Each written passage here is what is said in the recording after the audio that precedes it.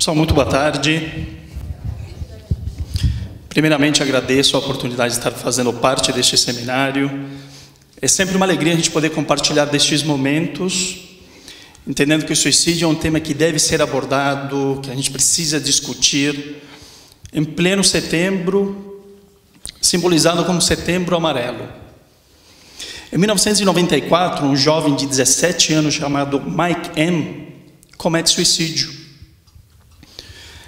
provocando o próprio acidente no seu Mustang amarelo, modelo 1968. Foi uma situação totalmente inesperada. Um rapaz que sempre era muito solícito, muito simpático, muito alegre, conforme os seus colegas, os seus companheiros. E, naturalmente, ninguém esperava uma morte trágica dessa forma. Durante o velório, os seus amigos da escola e os pais distribuíram para aqueles que estavam presentes mensagens de apoio e incentivo para que, quando você não estivesse bem, compartilhasse as dores e os sofrimentos, dividindo aquilo que passava na alma. Os pais abraçam a proposta de atuações em prevenção ao suicídio e, a partir daquele momento, com laços amarelos, eles iniciam essas campanhas anualmente, que vão sensibilizar de alguma maneira o mundo todo, e é por isso que hoje temos o chamado Setembro Amarelo, que desde 2015, pela Associação Brasileira de Psiquiatria, Compô e de outras instituições, tem se falado cada vez mais, justamente entendendo esse fenômeno complexo do ato suicida. Entendemos que o suicídio em si, que é o ato de tirar a própria vida, tem um conceito que é fácil de ser compreendido. Mas o que existe atrás disso? Quais são as questões envolvidas nesses fatores íntimos, relacionados à alma que sofre?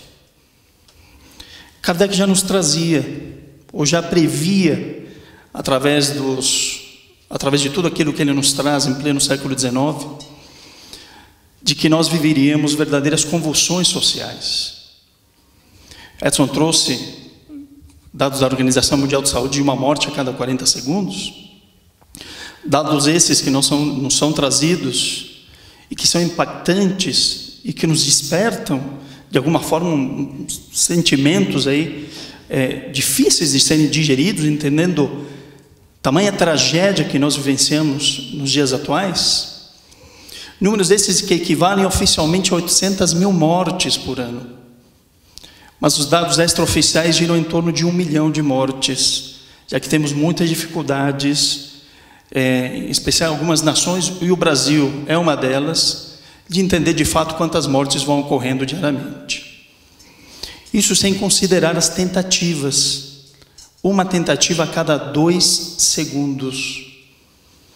Isso sem pensar nas pessoas que vão idealizando a morte, vão tendo ideias de suicídio, mas que não têm o ato ou não chegam naturalmente ao suicídio em si. E esses números vão se multiplicando aos milhões.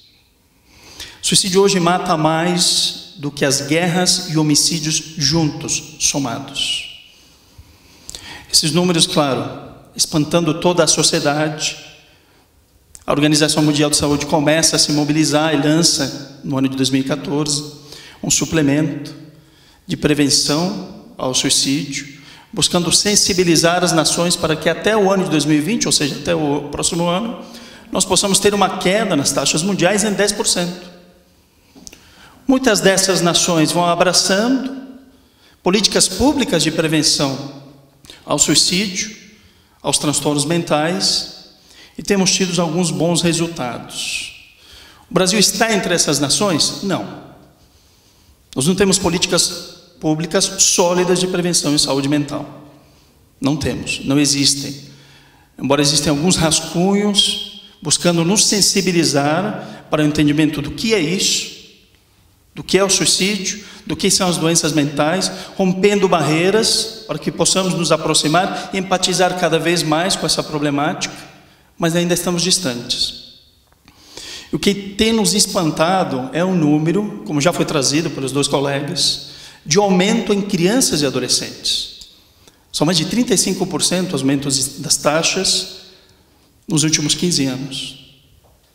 No mundo todo, quando nós pensamos em jovens de 15 a 29 anos, dos dois gêneros, é a segunda maior causa de morte violenta.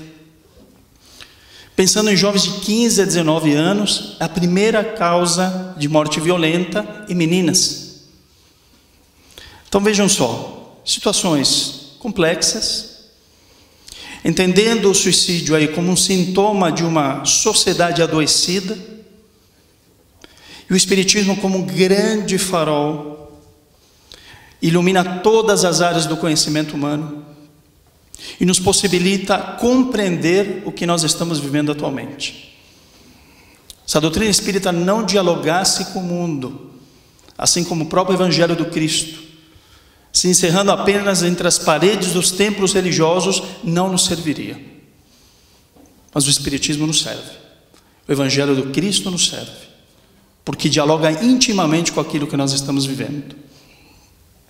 Kardec, em comentários de uma mensagem que é publicada no livro Obras Póstumas, mensagem essa de 1866, cujo título é Regeneração da Humanidade, e as médiuns são as senhoras M e T, nos diz o seguinte: os suicídios se multiplicarão em proporções nunca vistas, até entre crianças.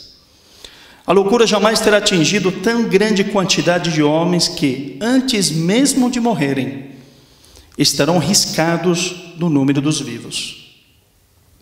1866, século XIX, estamos no século XXI, os tempos são chegados. Momentos esses que não só dentro da visão da doutrina espírita, mas dentro de várias filosofias de vida, é um momento considerado como transição planetária, e tem se falado muito. Toda transição é dolorosa, toda transição é sofrida, ela exige transformações íntimas, modificações que envolvem não só o indivíduo, mas a coletividade e a sociedade, em termos políticos, sociais, filosóficos, culturais, e por aí vai.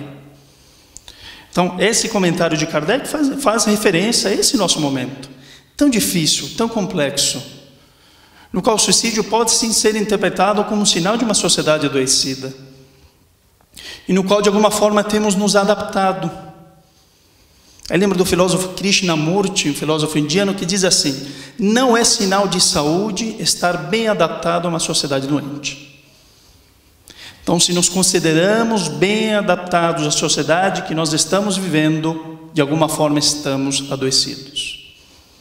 Vivemos difíceis momentos de retração, difíceis momentos de entender o que nós estamos fazendo aqui, hoje. Qual o sentido da nossa vida, da nossa existência?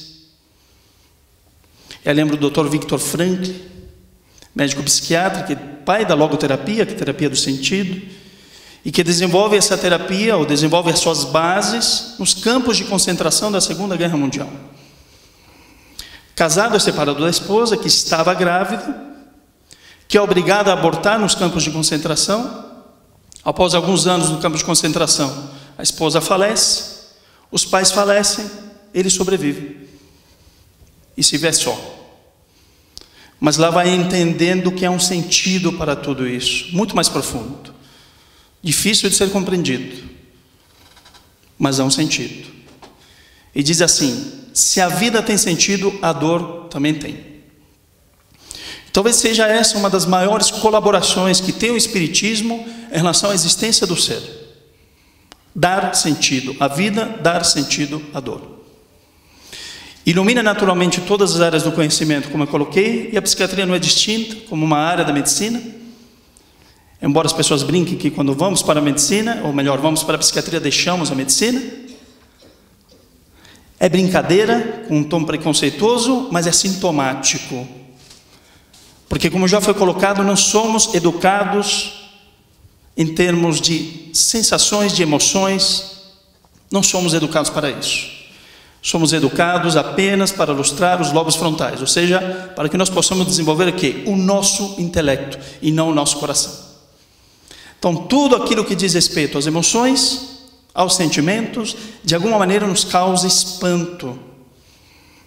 Mas por que então fazer psiquiatria? Essa coisa que ninguém entende direito, a psicologia? Porque vivemos na concretude. Modelos reducionistas. Olhamos ainda para o ser humano como ele sendo um corpo físico.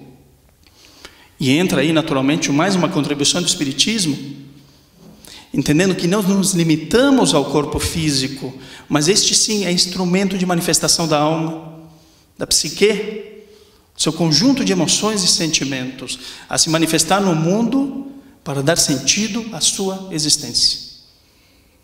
Em planos que levam séculos, no ciclo da vida, através daquilo que entendemos como processo reencarnatório.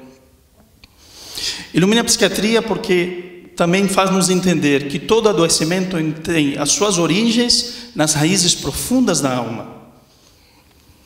E aí lembro de Clarencio, num diálogo com André Luiz, na obra Nosso Lar. André Luiz ansioso, encantado com tudo aquilo que ele ia observando e querendo novamente atuar como médico no plano espiritual. E Clarencio mais ou menos que diz assim: menos, André, aqui a conversa é outra, aqui é diferente. Por quê? O médico ele não pode estacionar em diagnósticos ou terminologias. Ele deve sondar e aprofundar a alma. Eu não posso parar no diagnóstico.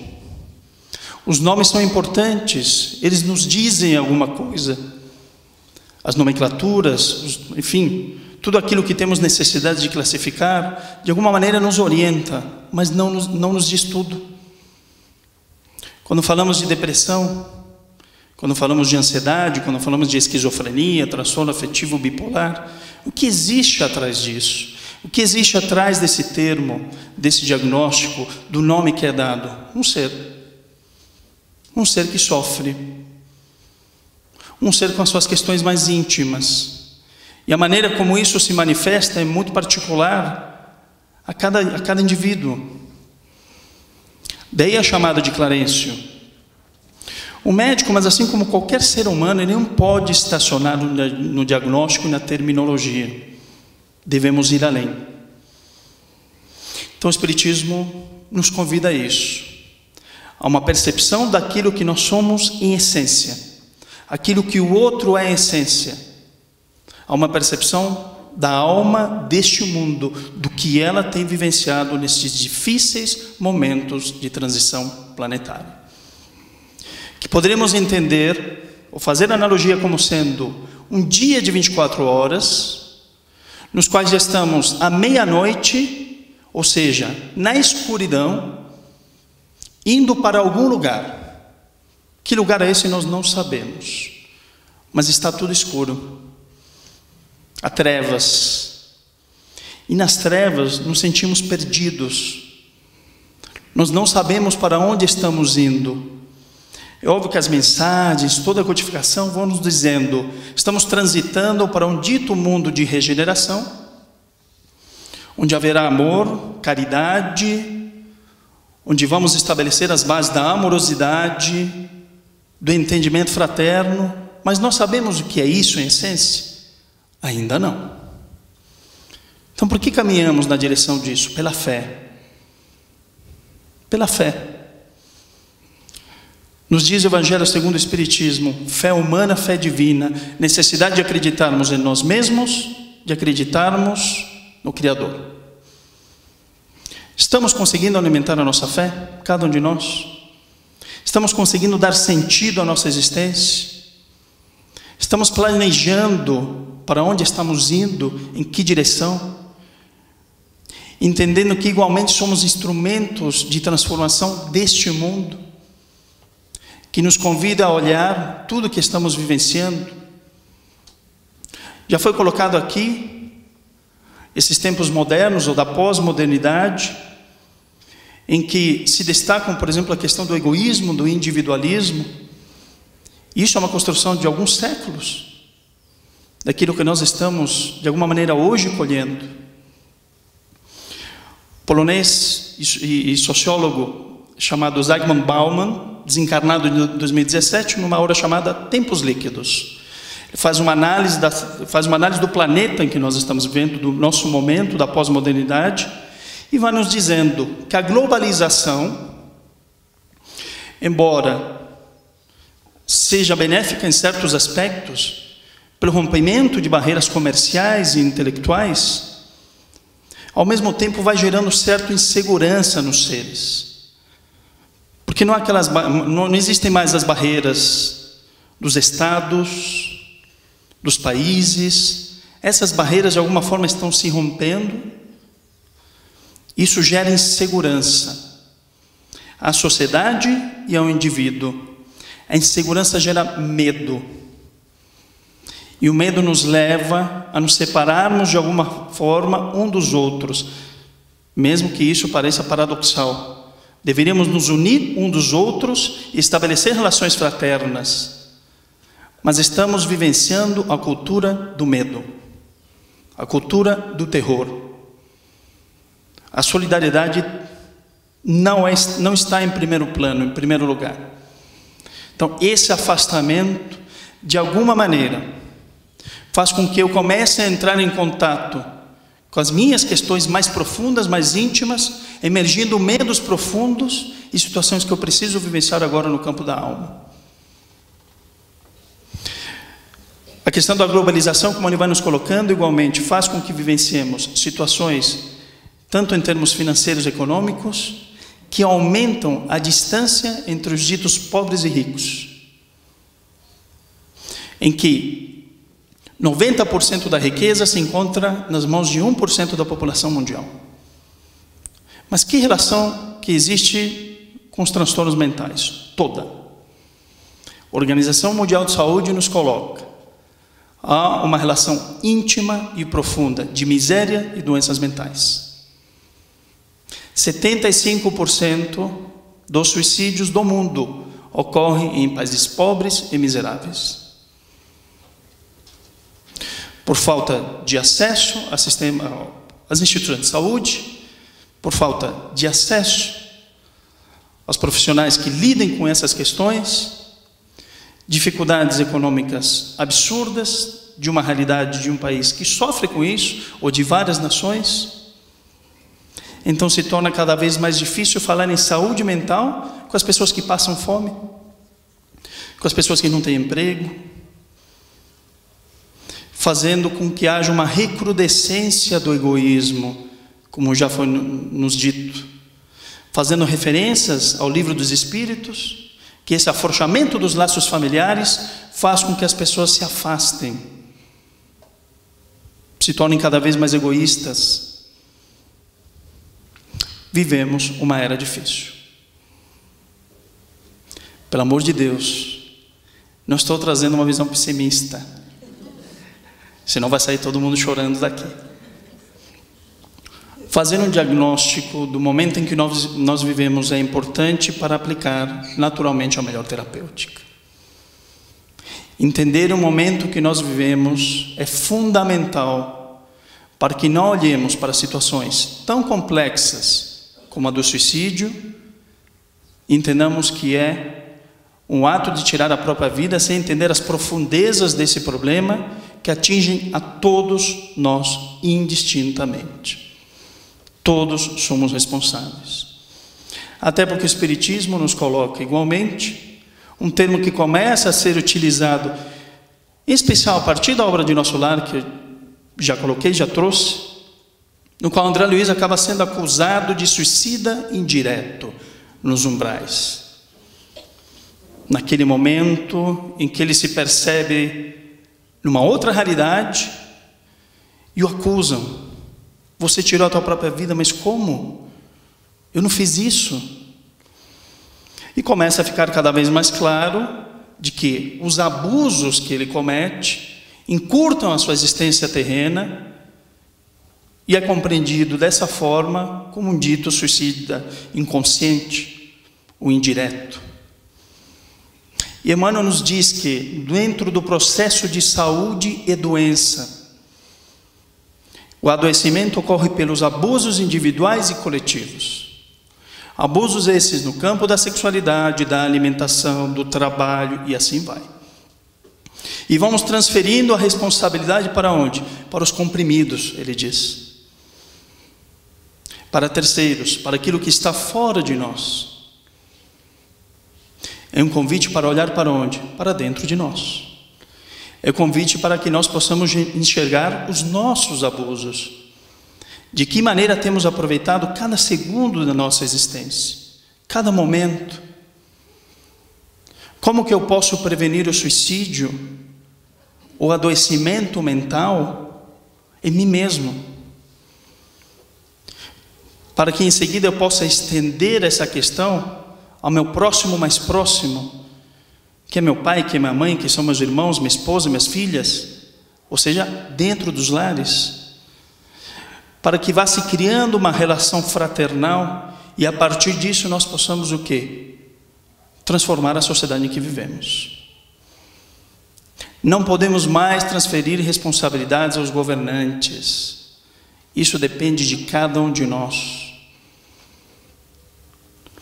Devemos entender o que nos cabe como seres imortais, como sal da terra, como nos diz Jesus.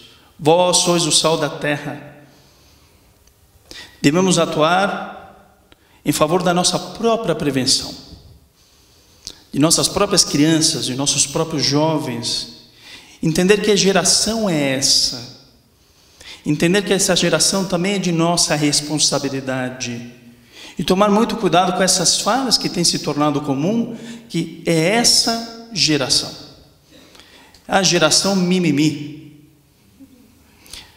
Se a relação é fraterna, se a relação que deve se estabelecer é fraterna, se a evolução é fraterna ou é coletiva, como nos diz Emmanuel, mas nos colocando com esforço individual, e todos colhemos aquilo que alguém plantou, essa geração dita mimimi está colhendo o que nós estamos plantando há um bom tempo. Então também é de nossa responsabilidade. Uma geração extremamente sofrida,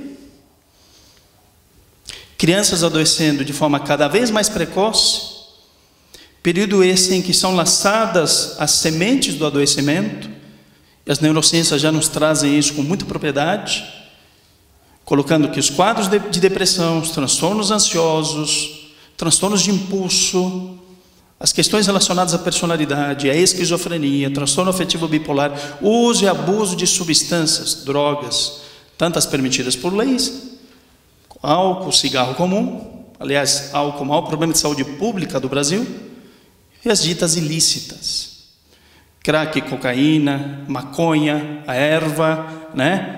A erva saudável, a maconha, se diz por aí, né? Coloca, se a gente começar a formar alface, a gente vai ter problema.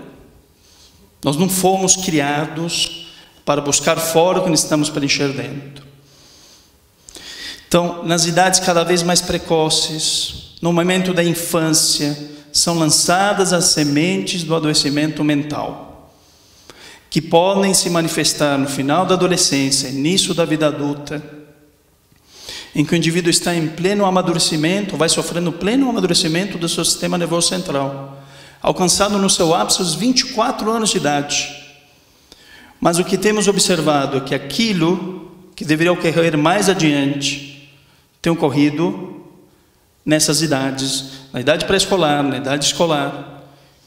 Então, crianças de 5, 6, 7 anos de idade, profundamente adoecidas, com quadros depressivos importantes, ou fazendo uso de substâncias. Já ouvi de alguns relatos de crianças de 5 anos de idade fazendo uso de cocaína. A média do início do uso de álcool são 10, 11, 12 anos, em que não há amadurecimento biológico para isso. Não há.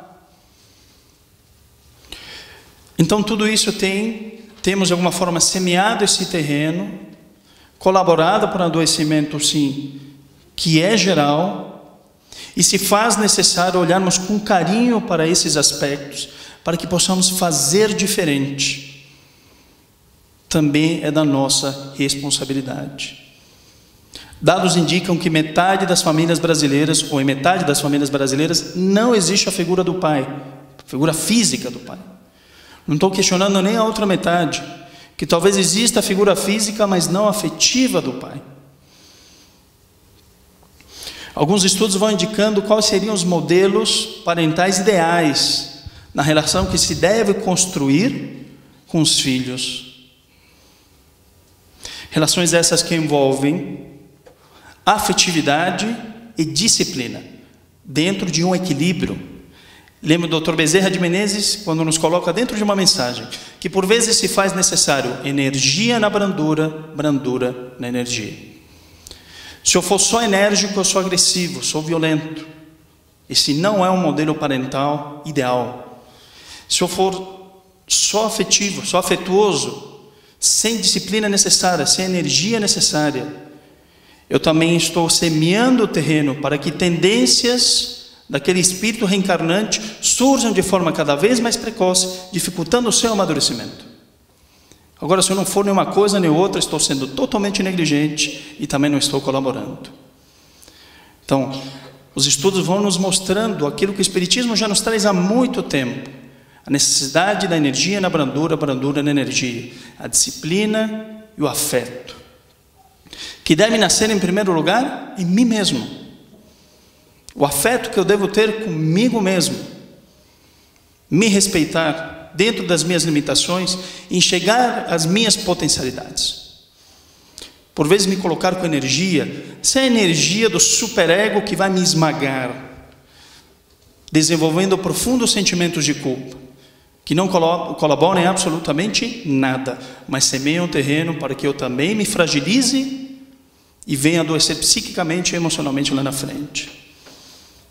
A energia e a brandura são necessários para que nós possamos encontrar o nosso lugar no mundo e entender que momento difícil é este, como eu posso me relacionar com este mundo e aproveitar tudo o que ele me oferece, não sendo do mundo, mas estando no mundo, como nas palavras do apóstolo: estejamos no mundo, não sejamos do mundo, dando a César o que é de César, a Deus o que é de Deus, mas entendendo que este palco das encarnações, hoje chamado planeta Terra, é necessário para que nós possamos crescer e amadurecer e nos fortalecer no seu longo processo de individuação, como nos traz Joana de Ângeles, fundamentada na psicologia analítica de Jung, já citada aqui hoje, e que nos diz ainda: o ser consciente não se justifica nem se desculpa, ele se transforma.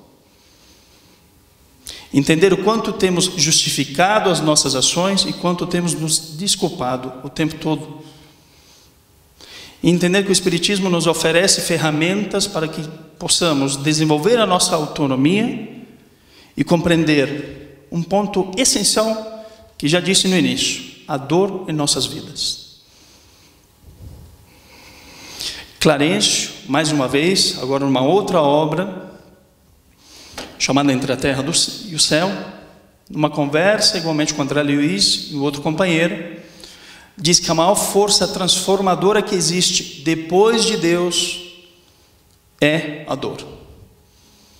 A dor nos transforma, nos modifica, nos auxilia a enxergar o mundo da maneira como devemos enxergá-lo. Por vezes colocamos, na casa espírita, ou você vai pelo amor ou vai pela dor. Na verdade só existe um caminho, é o amor. A dor está inserida nisso. A dor faz parte deste momento. O próprio professor Herculano Pires, um filósofo da doutrina espírita, nos diz: não existe evolução sem dor. O indivíduo ele não foi criado, o espírito não foi criado para o esvoaçar das borboletas. Ele foi criado para o alto voo das águias. E para isso necessitamos enfrentar situações que nos desafiam e nos testam o tempo todo. E que nos geram dor. Nos geram conflitos. Conflitos esses necessários. Citando mais uma vez Viktor Frankl, ele nos coloca na necessidade de dar sentido à nossa vida, de que a tensão psíquica ela é necessária. Esse entendimento do equilíbrio dentro da saúde mental, que nós dentro da psiquiatria Estamos tirando das questões da fisiologia, dentro de um olhar reducionista, para as questões psíquicas e emocionais, não nos serve. A tensão psíquica cria uma diferença de potencial. Isso provoca o meu movimento. Mas deve ser uma tensão psíquica com a qual eu consiga lidar. É óbvio que quanto maior essa tensão, se eu não tiver, ou não estiver instrumentalizado, não estiver fortalecido, e não buscar caminhos adequados, ela vai pesar num nível que me adoece. Me adoece profundamente. Mas a tensão psíquica do dia a dia, de questões que num primeiro olhar parecem menores, elas são necessárias. Elas nos convidam a essa transformação. A dor nesse sentido, ela vai se desenhando, como nos diz Leon Denis, como uma lei de equilíbrio e de educação. E diz ainda que no passar dos tempos, todos nós, indistintamente, espíritos que estamos em pleno processo evolutivo, que vamos enfrentando situações que vão nos desafiando, enfrentamos naturalmente esses processos dolorosos, e que é dessa forma que, por exemplo, nasce o gênio. E diz assim, no problema do ser, do destino e da dor: o gênio não é somente o resultado de trabalhos seculares, é também a apoteose, a coroação de sofrimento. É na dor que mais sobressaem os cânticos da alma. Quando ela atinge as profundezas do ser, faz de lá saírem os gritos eloquentes, os poderosos apelos que comovem e arrastam as multidões. Necessitamos olhar para o mundo em que vivemos e compreender que a dor, ela está aí. Que as religiões não nos retiram a dor, elas nos retiram do desespero.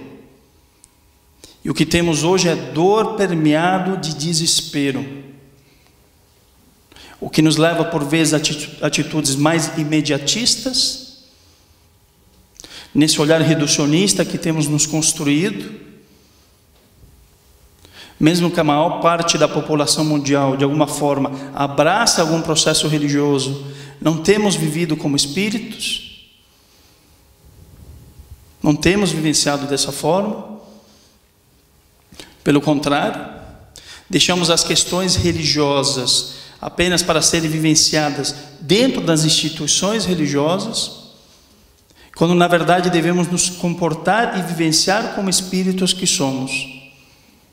Entender que temos em nossas mãos instrumentos preciosos para compreender que o desespero não deve caber em nossas vidas.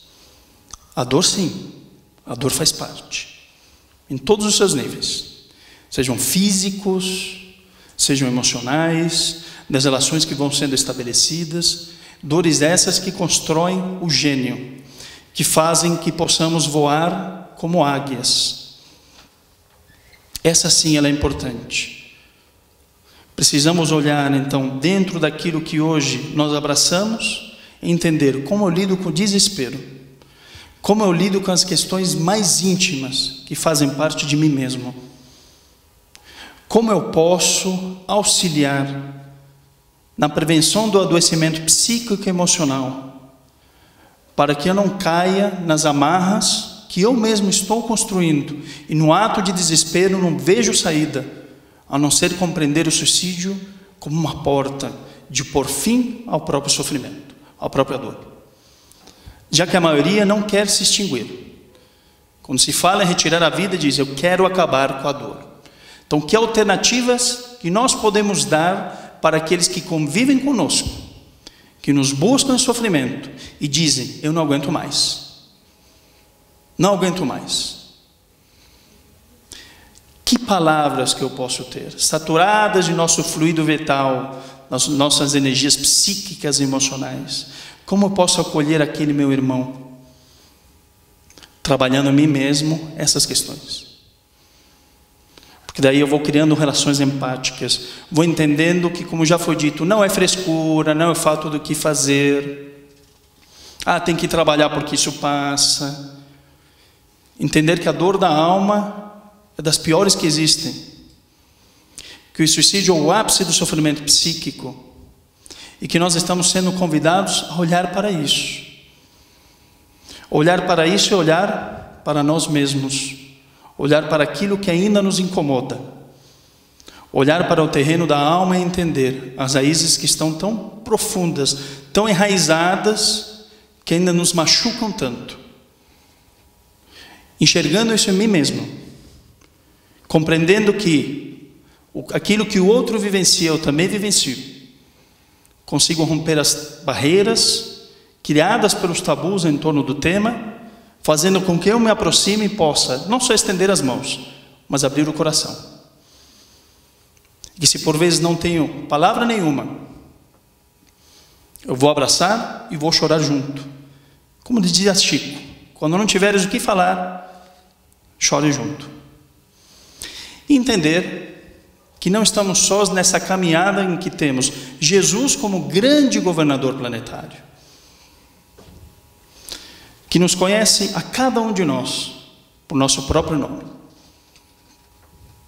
que conhece as nossas dificuldades, mas igualmente conhece as nossas potencialidades, nos convidando a olhar além, nos convidando para que nós possamos de fato nos enxergar como espíritos imortais. Isso em todas as situações, nos momentos mais complexos de nossa vida. Gostaria, já encaminhando para o encerramento, nesse aspecto consolador da doutrina espírita, em que Jesus com seus apóstolos nos diz em João: se me amais, guardai os meus mandamentos, e eu rogarei ao meu Pai, e Ele vos enviará outro Consolador, a fim de que fique eternamente convosco. O primeiro nome do Espiritismo não é Espiritismo, é Consolador. E só há consolo quando existe sofrimento, quando existe dor. Os aspectos científicos e filosóficos da doutrina são preciosos, nos despertam para as realidades profundas do ser, colaborando e iluminando, como disse, todas as áreas do conhecimento humano. E Emmanuel nos colocando como esse triângulo de forças espirituais, fazendo essa analogia, dizendo que a ciência e a filosofia são as suas bases, mas dizendo que a religião é o seu ângulo divino, não a religião dogmática institucionalizada, mas aquele no qual vamos transcendendo, nos colocando em relação cósmica com o Pai, entendendo que sempre estaremos sendo consolados. Eis que alguém diz assim: uma noite eu tive um sonho, sonhei que estava andando na praia com o Senhor, e através do céu passavam cenas da minha vida. Para cada cena que se passava, percebi que eram deixados 2 pares de pegadas na areia. Um era meu e o outro do Senhor.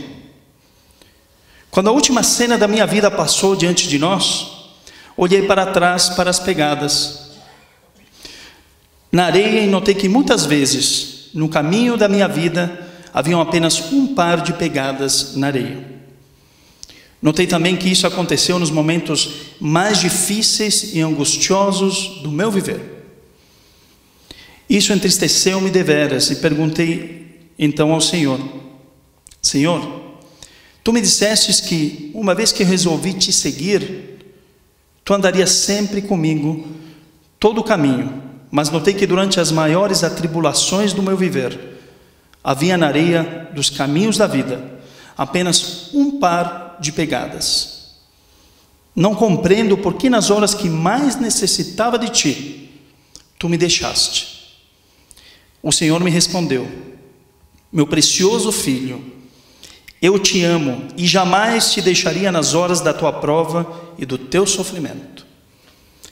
Quando vistes na areia apenas um par de pegadas, foi exatamente aí que eu, nos braços, te carreguei. Muita paz a todos, que as questões relacionadas à temática de hoje possam nos sensibilizar para as questões mais profundas do sofrimento que o outro vivencia, mas que também nós vivenciamos no nosso dia a dia.